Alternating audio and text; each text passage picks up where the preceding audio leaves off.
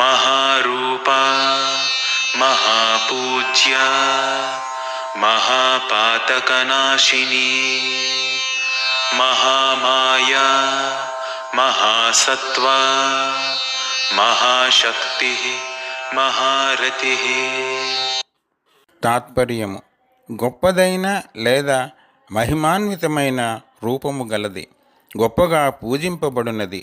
ఘోరమైన 5 పాపాలను: 1 బంగారము దొంగిలించటము, 2 మద్యము త్రాగడము, 3 సద్బ్రాహ్మణుని చంపటము, 4 గురువుగారి భార్యతో కలయటము, 5 పైన చెప్పిన పాపాలు చేసిన వారితో స్నేహం చేయటం కూడా నాశనము చేయునది. చేసిన పాపాలన్నీ పరాశక్తి పాదములను ఆశ్రయించి పశ్చాత్తాపం పడుటచే.